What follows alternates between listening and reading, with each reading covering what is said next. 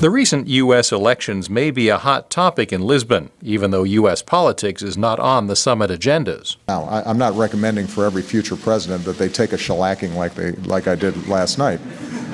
Leaders meeting in Lisbon may wonder whether big losses by President Obama's party in the U.S. midterm elections have weakened his standing on foreign policy, according to James Goldgeier, a political science professor at George Washington University. Well, I think what you're going to have both from the Allies and from Russia is they're going to want to be trying to figure this out. What does this election mean for this guy?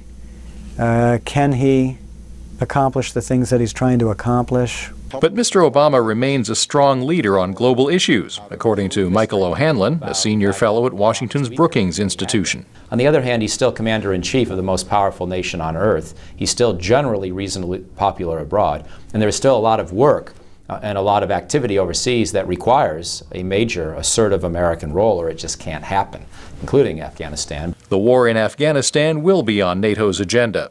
White House officials say President Obama still plans to begin withdrawing U.S. forces in July 2011, but the recent emphasis has been on handing over defense of the country to the Afghans in 2014. Russian President Dmitry Medvedev will meet in Lisbon with the NATO leaders, and Afghanistan will almost certainly be discussed.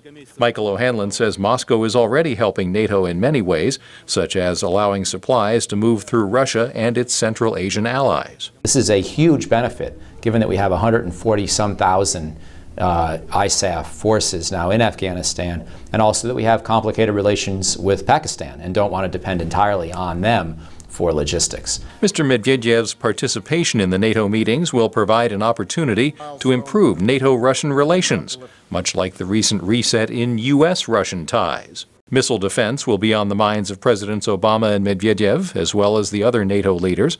Russia opposed a missile defense plan developed under President George W. Bush. It would have been deployed in Poland and the Czech Republic.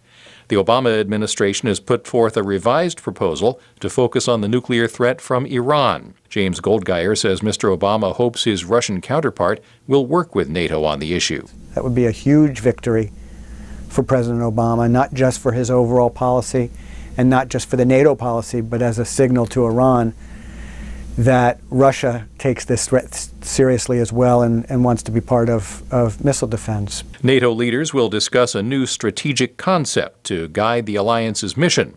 It's intended to make NATO more flexible to meet new threats such as cyber attacks and terrorism.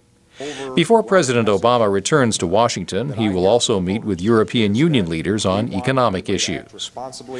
Klein, VOA News, the White House. To arrive at consensus.